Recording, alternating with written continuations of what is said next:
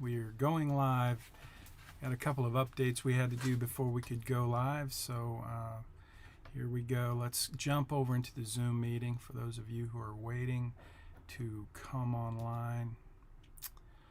We're going to talk about investments today. Give me just a minute and we'll get started. We have some folks waiting to get in. Hello, hello. Hope you're all doing well. I see you there. Harsh, I see some empty screens. Hope you're doing well. Please, somebody let me know if you can hear me as you chat in to post your we can hear you. All right, thank you very much, Helen. I appreciate that. So go ahead and post in your anything, just a time. Let me know you're here in the chat. That way I can save that, and that becomes pretty good documentation that you are here on today's Zoom meeting for the University of Houston Personal Finance. Today we're going to talk about investments. So last week we talked about insurance, and just like last week, our topic this week involves a lot of information. There's a ton that we could talk about when it comes to investing, and so we're gonna get into it, but we're really going to get into it this week and continue it next week. So we used to do that with insurance because there's so much to cover with insurance, and so we used to make that a two-part lesson, which it really should be. However, the most popular topic in this course is investing. And as you hopefully know, investing is one of the very, very important ways that you can take advantage of growing and building wealth over your lifetime. So as we wait for everybody to get into the Zoom meeting, I'm just going to ramble on for a minute and kind of introduce you to what we're going to talk about today before we actually talk about it. So save up your questions if you have questions. I hope you have questions. And I hope you're curious like I was when I was in your situation. When I was in college, I was curious about investing. I felt quite clueless, and I was very clueless. So I'm going to share some things with you today that I hope will help you not become an expert in investing, but absolutely help you and prepare you to take the next steps as you move forward after graduation. And once you get your job, your dream job, hopefully your dream job. But once you get that job after you graduate, there's a couple of things you need to know how to do, and I'm going to spend a few minutes today helping you know what to do day one when you get that job. And so it is now 10:05 a.m. on the 19th of October, year of our Lord 2021. And so we're going to start talking about investing. So first, let me just kind of point out that one of your assignments, part of your assignment rather, this week is to jump into your financial planning portal where you're going to see this section. So I'm just showing you a picture right now. Let me just jump into a plan, an actual plan. So here we have Billy and Sally and their plan. And you see what I did is I went, so you see all these, I'm not sure you can see that. Let me rearrange my screen a little bit so you can see that. So now you should be able to see that section at the top. So you see the same thing you see when you're in your plan. Once you've logged in at rightcapital.com and you use your login from Bayrock, this is the software that we use at my firm to create and update financial plans. So you have a financial plan.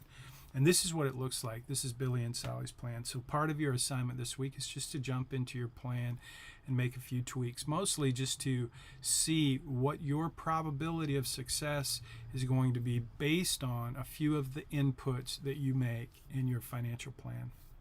So when I say probability of success, what I'm really talking about is your retirement analysis. So you'll see that in your plan you've got your profile, and that's where you added your insurance, that's where you added your investments. You've also got your dashboard. This is where you started, and that's where you added your budget. If you didn't add your budget, if you didn't link a credit card, you're not seeing a budget here. But if you go over to profile, the same place that you added accounts right here, that same place you can link accounts. And so you kind of get extra credit for linking accounts. Now listen, I know a lot of folks are a little concerned about linking their account because they're afraid of the security issue.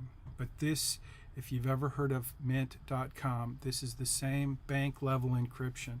And what it does, if you link your credit card or you link your debit card or you link any of your accounts in your financial plan, it automatically aggregates all of the data from that institution. Doesn't give anybody permission to move your money or touch your money. It simply shows the data from your other accounts. So it's a very powerful tool for any financial plan to aggregate your accounts, and that includes your investment accounts. So at this point, maybe you don't have investments, but if you do, I just want you to know this is a great tool that we make available for our clients to integrate, or aggregate is what we call it, all of the accounts that you have in your entire financial life, including bank accounts, credit cards, debit cards. You can link up a lot of times your 401k. You can link up your IRA at Charles Schwab or TD Ameritrade or E-Trade or Robinhood. Wherever you have investments, you typically, not all of them will link up, but most institutions will. So just don't forget about that. If you want to link a credit card and create a budget over here, that's how you do it. Okay, so that's just a little free extra stuff. So again, you've got all of these things in your dashboard. We're in your dashboard now, and we're going through all these items in your dashboard.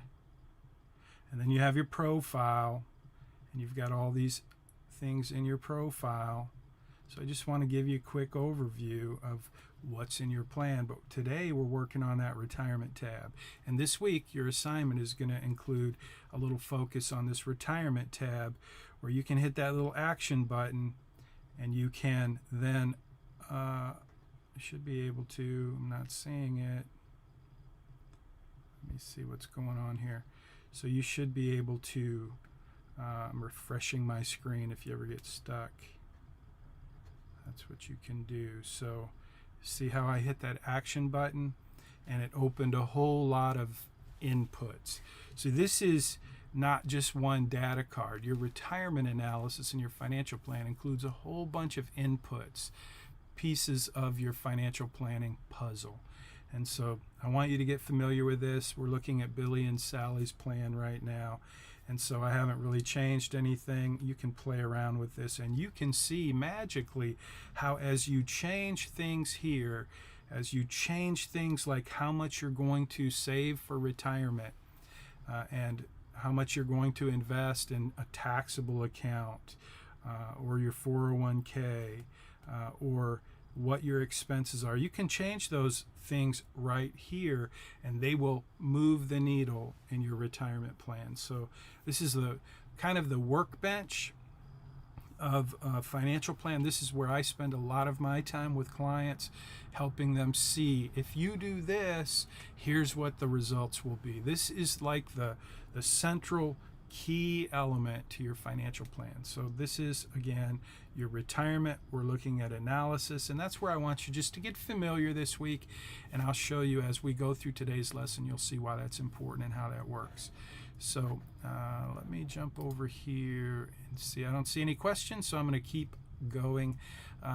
And this is, I'm going to just show you if I can get there. This is your assignment for this week, the week 9 investment basics. So this will be in Blackboard. It's not posted yet, but this is it. It will tell you what you're looking for. It's really not a difficult assignment at all. Although I know some of you have been getting a little confused about what's, what you're doing in your financial plan. So I'm going to try to make that simple this week. I'm going to try to make it simple today as we go through this Zoom meeting.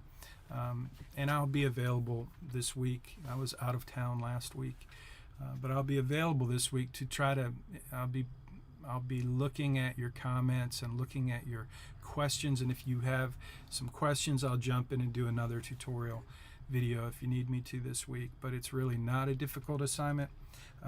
So here's what we're going to talk about as we get into investing. I want to just remind you of the 3 laws of personal finance. And I'm looking in the comments, and I'm curious if anyone remembers the 3 laws of personal finance. If I was more prepared today, I would have them on the screen, but I don't.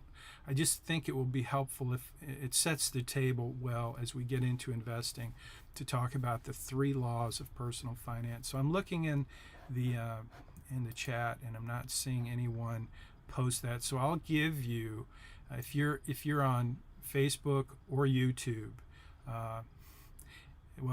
think about this. If I tell you I'm going to give you an extra 10 points for posting it, that wouldn't be much good. If I go ahead and tell you what the 3 laws of personal finance are and then you post it, that'd be kind of not great. So this is only available for those of you who are currently in the Zoom meeting. You'll have to grab a screenshot when you turn in your assignment, and I'll give you an extra 10 points for telling me what the 3 laws of personal finance are. So there are 3 of them. I see Fernanda, spend less than you earn. Absolutely. That's the first law of personal finance. Spend less than you earn so that you can save more for what matters most. That's the first law of personal finance. So by now you've had a chance to Google it. You've had a chance to go back and grab it from a previous post, and I still haven't seen the second or the third law of personal finance. So I'm going to count it down. 10, 9, 8, 7. Your time is running out if you want to get those get those 10 extra points. So Jacob says law of spending and saving, law of tax advantage investing, and law of purpose and commitment. So there it is. Jacob, you got the 10 points. Yay! I should do this. Hold on, real.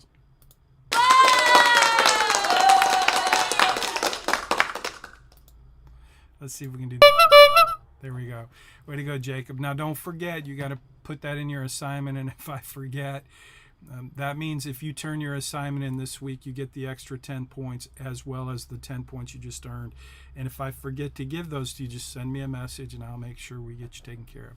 Way to go. So yeah, it's the first law of personal finance is the law of spending and saving.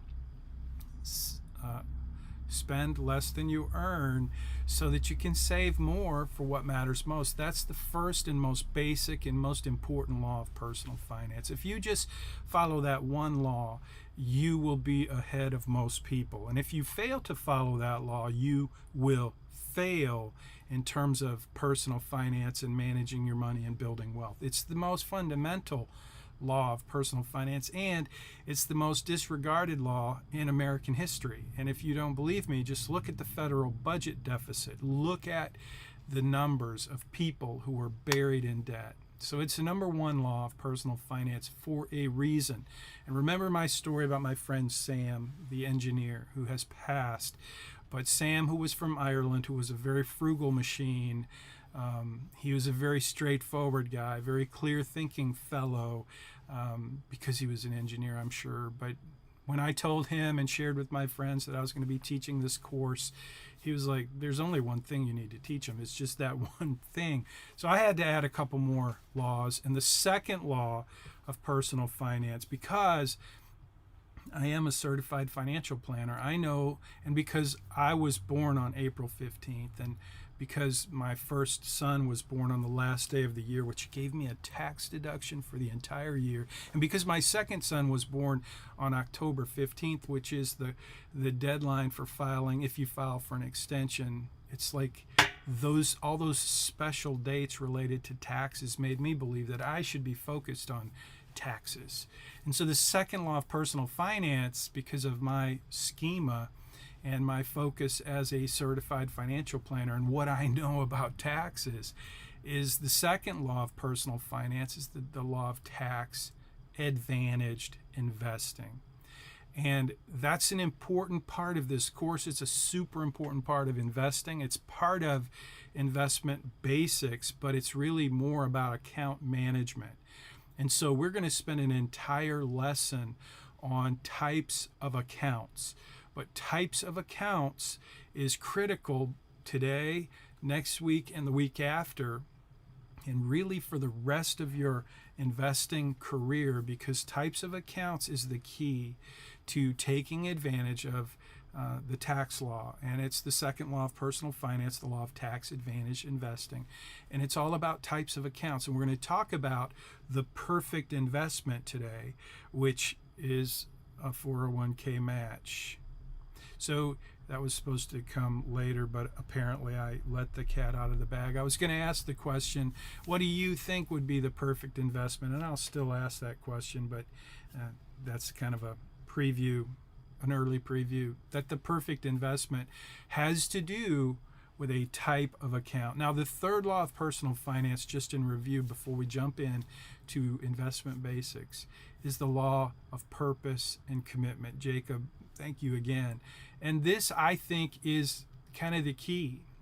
I said the first law is the most important, the most fundamental. The second law is so important because taxes really move the needle in your financial life in terms of building wealth. But really, if you think about it, nothing happens until something happens. And something never happens until you decide, until you make a commitment.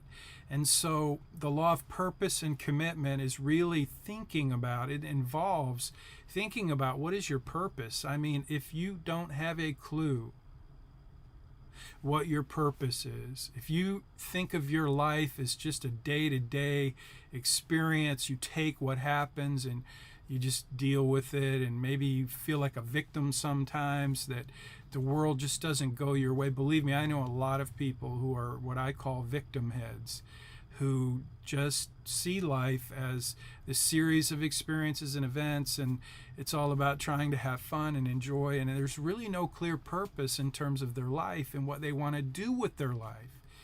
And so, oh no, I think I've been signed out. Can you still hear me? Can anybody hear me? Yes, okay, good. Good. I just got a pop-up that said I'd been signed out, which is weird. So sorry about that. Here I am again. Back to law number 3, the third law of personal finance, the law of purpose and commitment. If you haven't stopped to really think about what is your purpose, what is your life's purpose, what's your vision? I asked the question early in the semester, what has to happen in your life in the next 3 to 5 years for you to feel good about the progress you're making? I mean, that's kind of a question about your vision for your life and what really matters to you, what matters most to you. Is there anything that you can say is worth everything to you? What is it? Is it your family? Is it your spiritual life? Is it your relationship with God? Is it your relationship with your significant other? Is it just having fun? Is it just making money? Is it just being successful? Is it just looking good and not looking bad? What's your purpose? And until you really think about that and really get focused on that, your financial life, your financial plan will not be as strong and effective and efficient as it could be. But once you're clear, once you know what your vision is, and once you're clear about your core values and your purpose, and you have a sense of real commitment to that, your financial plan falls into place pretty quick. And the first law of personal finance, the law of spending and saving, spend less than you earn so you can save more, so you can save more for what matters most. It starts to make sense, because once you know what matters most, it's a lot easier to say no to all those things that pop up on your screen, just like my screen, that say, buy me, you need me, I can make you look good. And that's a key. So those three laws of personal finance all work together. Today, I'm going to focus on the second law, the law of tax advantage investing, because I want you to understand how that works quickly, like today. And one of my goals in this course is always so that on day one, when you get that job, you know what to do in terms of investing, because this is the perfect investment. So here we go. Oh, that wasn't the right one. I was gonna... I've only got a few. I should add some special effects. The perfect investment. So maybe you weren't paying attention before and you don't know what the perfect investment is yet, because you're not looking at the screen and you don't see it there. But so as a fiduciary, as a licensed professional, it's a little bit tricky for me to talk about the perfect investment if I'm trying to sell you something, because there is obviously no perfect investment. But if there was a perfect investment, it would have to do more with the type of account than the type of investment. In fact, it has nothing to do with an actual investment. It has everything to do with a type of account. In fact, frankly, it has everything to do with the first law of personal finance, the law of spending and saving, because in this perfect investment, you make a choice on day one when you get that job that yes, you are going to save for retirement. And so you're going to see this week as you do your homework how that choice to commit to take advantage of your 401k at work, if you're fortunate enough to work at a company that offers a 401k and has a match. After today's lesson, after the next few minutes, you are going to be so clear about what you're going to do and how you're going to take advantage of that. And you're going to see in your financial plan how that moves the needle significantly. And it's going to give you a much higher sense of confidence and clarity about your financial plan moving forward. Because up until this point, I've let you guys kind of soak in the idea that maybe financial planning is kind of challenging, difficult, hard, and it is a little complicated. But the truth is, once you have a few basic strategies in place, and I'm going to teach you some strategies next week, 4 investment strategies that are going to help you manage your risk in a way that will help you maximize returns and minimize risk. So with those 4 investment strategies, I'm going to name them real quick: diversification, dollar cost averaging, asset allocation, and portfolio rebalancing. Those are the 4 investment strategies we're going to talk about next week. But those strategies, coupled with the perfect investment that I'm about to teach you, and a few little pieces of information that you're going to learn along the way this week and next week about investing, about asset classes, about types of investments, all of these little pieces of the puzzle are going to come together for you in a way that's going to give you a tremendous amount of confidence in terms of your ability to invest for success throughout your lifetime. I promise you that. It is not rocket science. It's not difficult. It's not.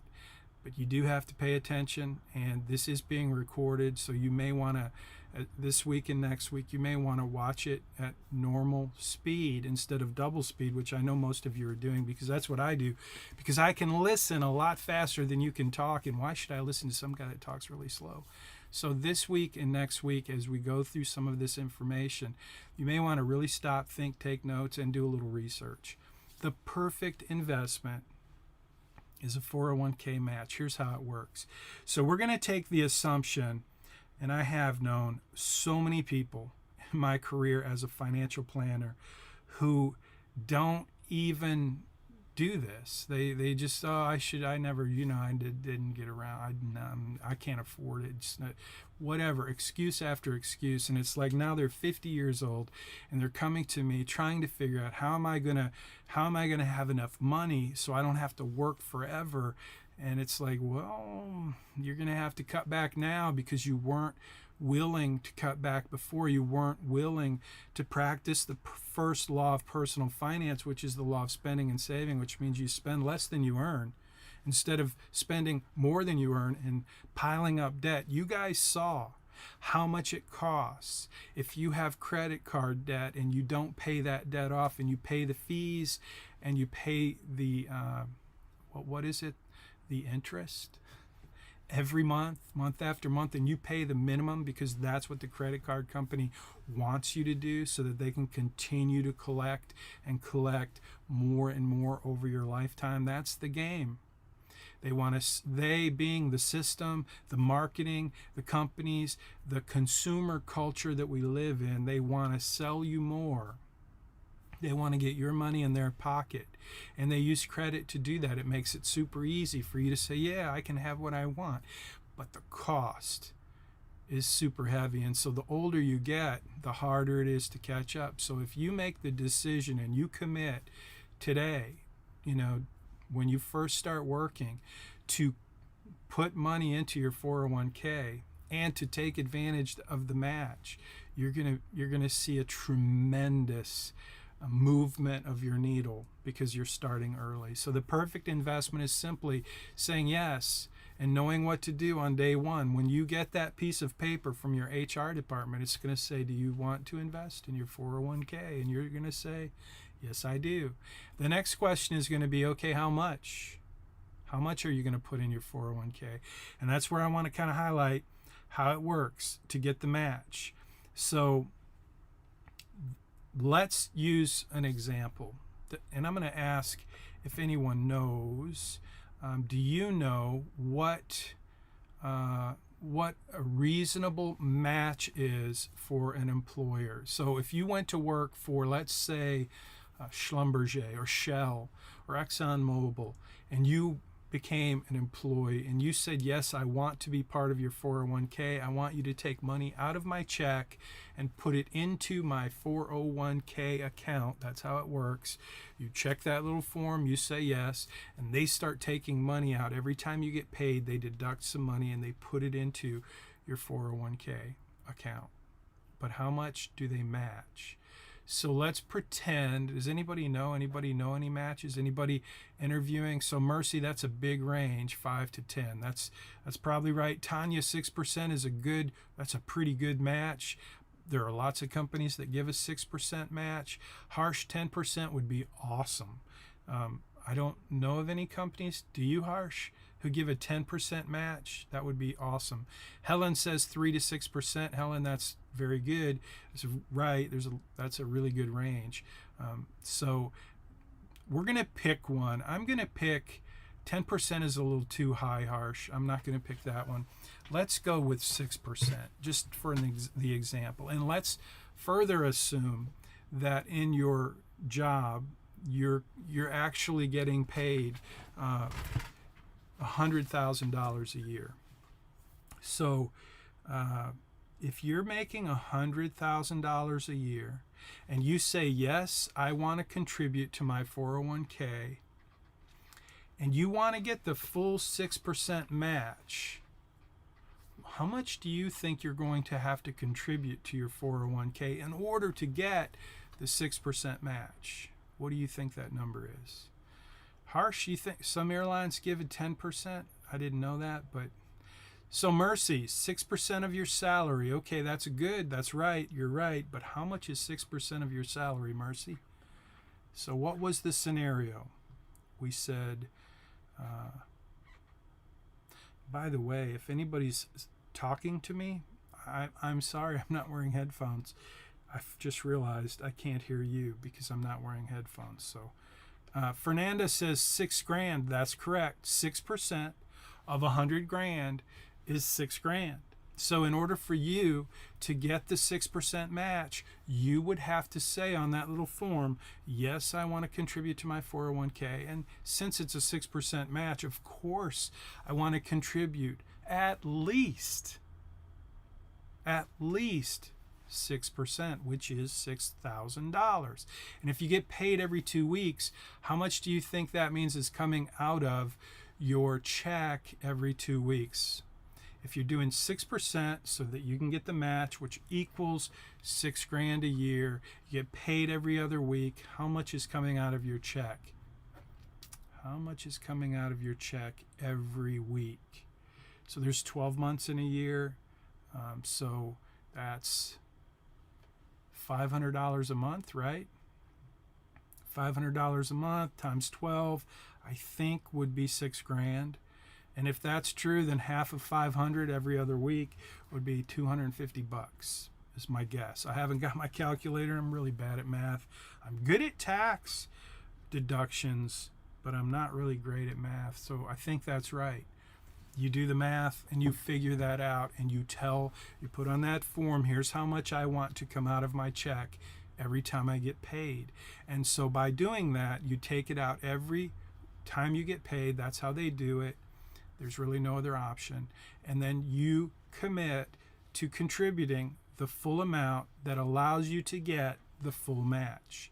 And then what happens? Mercy says that's right. I appreciate that. I'm assuming you've got a calculator, or you're really good at math. You don't really have to be good at math to figure this one out. But so say $250 a month, and you do that for a year. How much do you have in your 401k account? How much money will you now have in your 401k account? Thank you very much, Fernanda.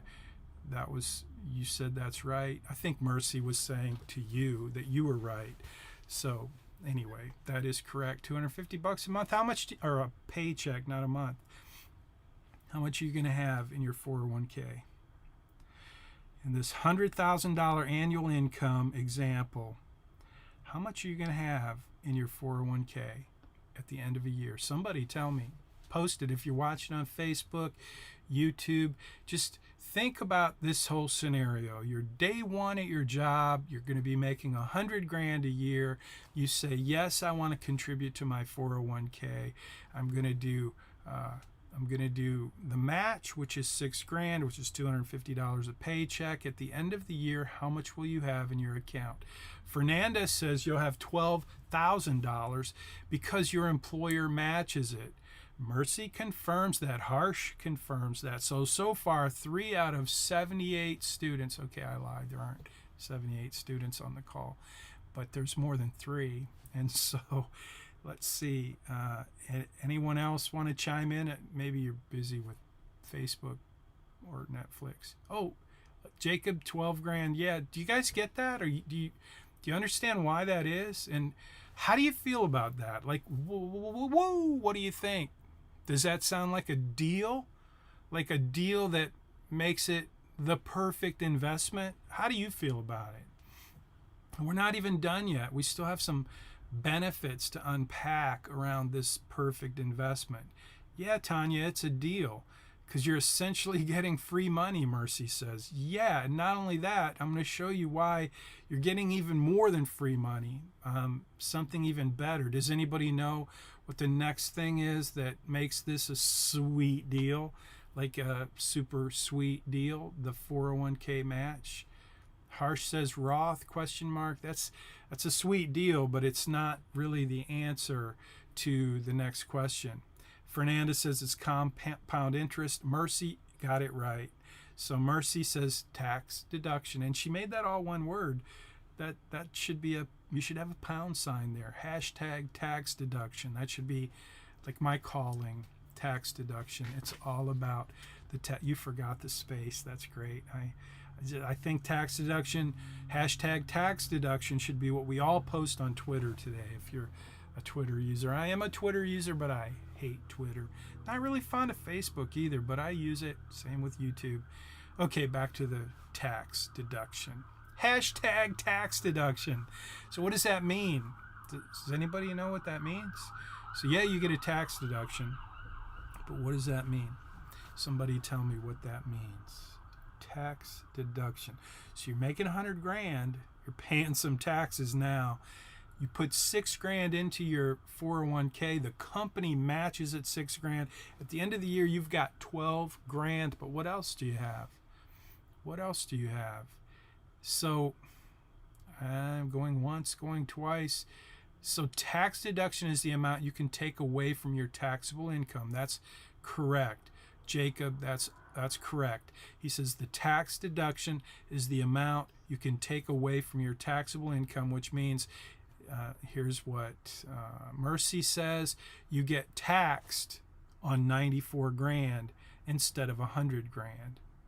That's the key to the tax deduction. It means because you have this deduction, now you're only paying taxes on 94 grand. That's a deal. Over your lifetime, that's going to make a big difference. And so this is where, when you start to play with your retirement analysis, you're going to see how it moves the needle when you start to say, okay, I'm going to invest in my 401k and maybe even max it out instead of just taking the amount to get the deduction. And there's no right answer for you this week in your assignment. I just want you to play with this so that you can see how it moves the needle. So let's just go down to Billy and say that he's going to do 6%. If I can get that to 6%. And my fat fingers aren't working so well. And Sally, she's going to get, wherever my fat finger lands, 6%. So let's just say that they both took my advice and they're going to take advantage of the perfect investment. And I hit refresh. You have to hit refresh. Don't forget to hit refresh and see if it moves the needle. Oh, wow. Just that one thing moves the needle for them. The probability of success went from 4% to 49%.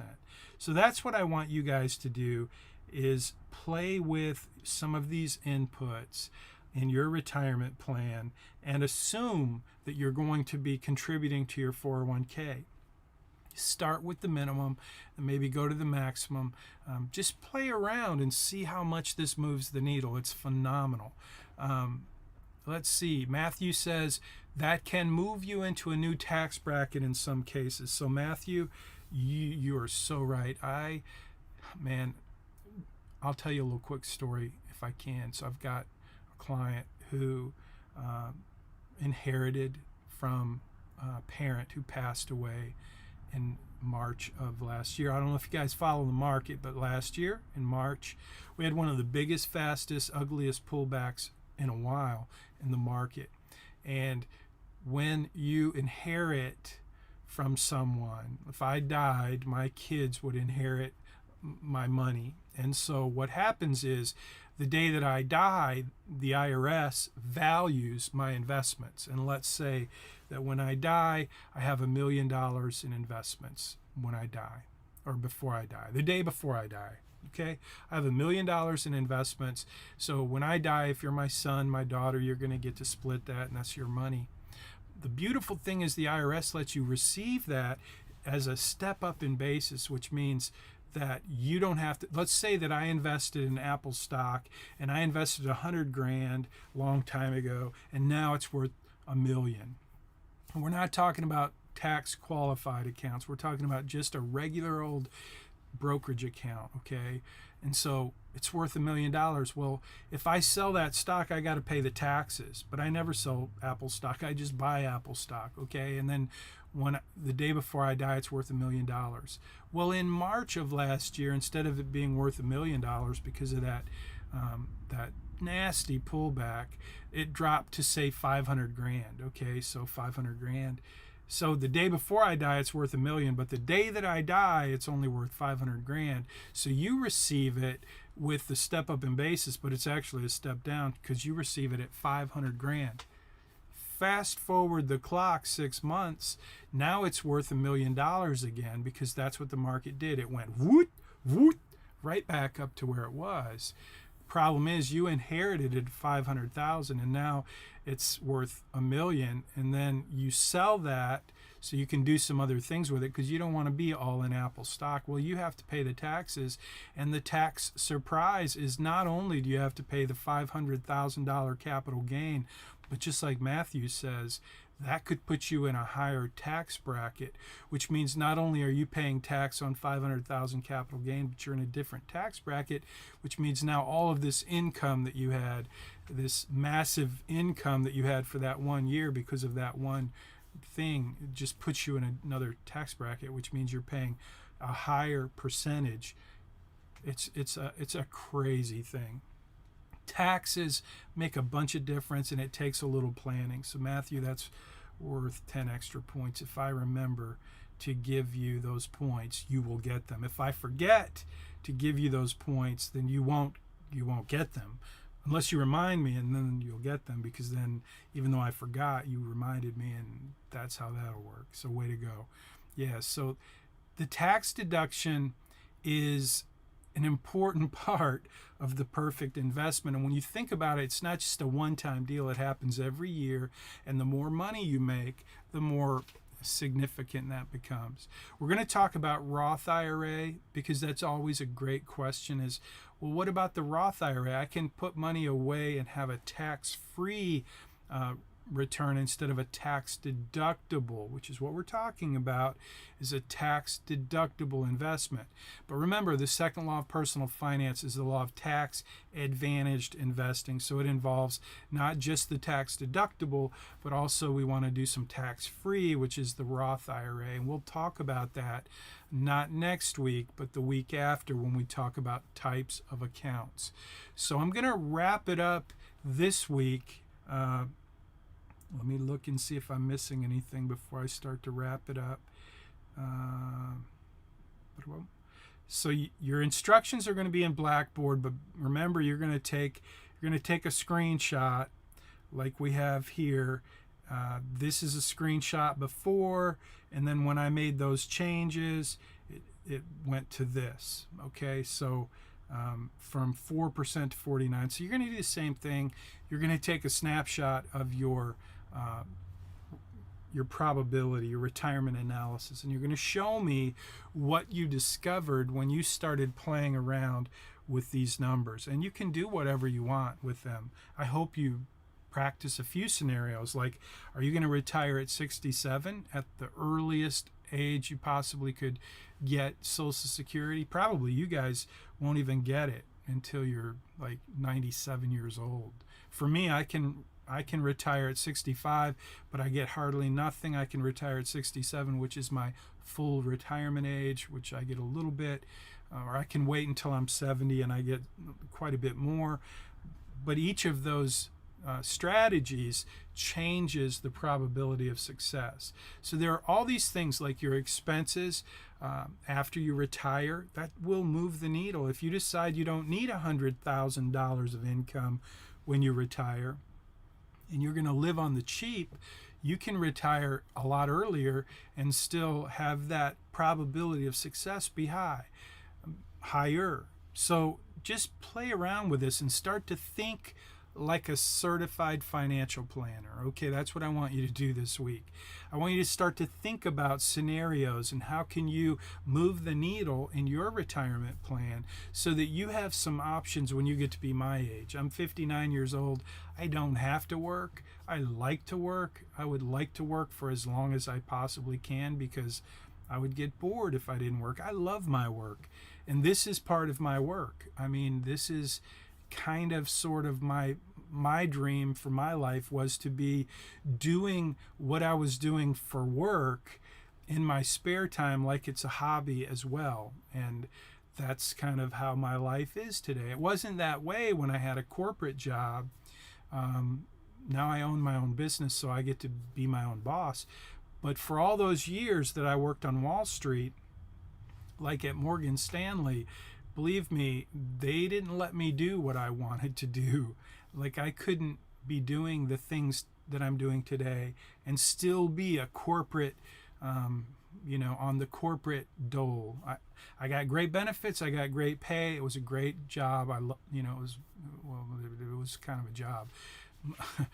Morgan Stanley, Wall Street is a different kind of gig. It really wasn't for me, because I like being independent. I like being able to tell people the truth and not have to sell them something that makes the company money, but actually makes them money. But there's a lot of tricky pieces of business that comes with that. And so my hope for you is that you decide what your life is about and what you want your life to be. And you start to do the things today that will make that possible when you're old like me.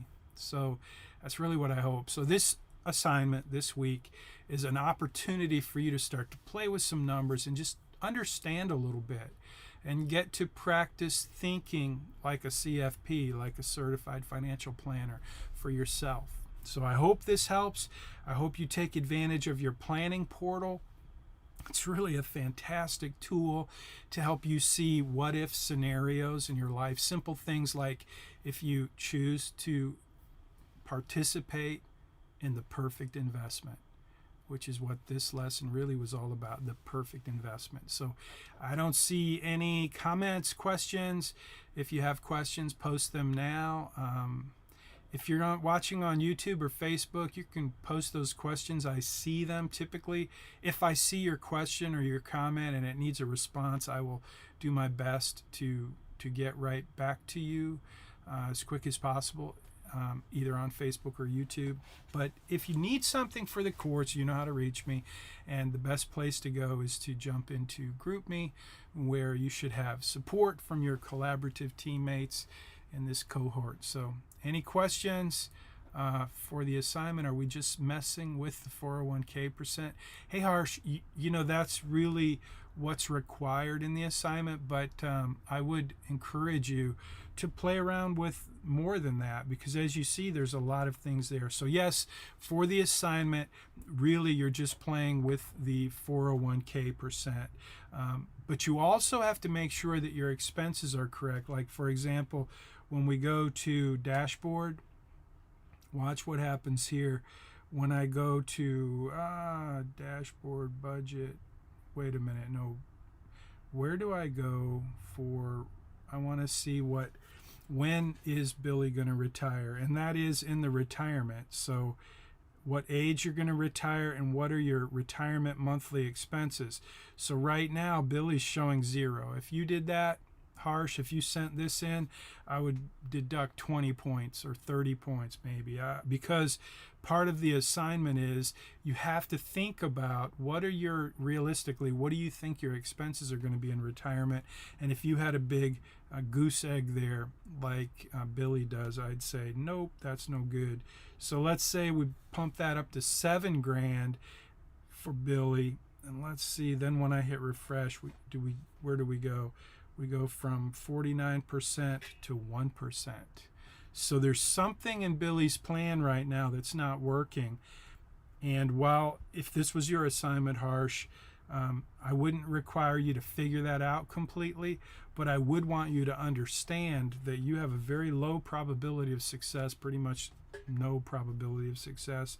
And there's some reasons for that. And so as we move forward through the semester, I'm going to help you understand what's going on in your plan that's making it fail.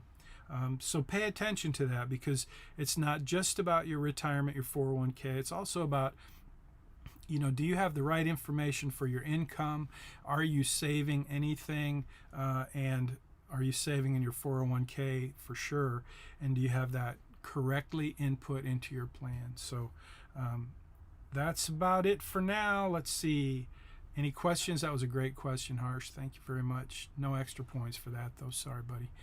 Have a great week. I'll see you next time. I am going to end the call now unless somebody has a question. I don't see going once, going twice. You guys have a great week. See you next time. Okay, so I'm going to end the meeting, and then I'm going to go over here and I'm going to end the broadcast. So we'll see if you're watching on Facebook or YouTube. If you're not watching on Facebook or YouTube, well, I don't know how you're watching, but we'll see you next time at 10 o'clock Tuesdays, live from Houston, Texas.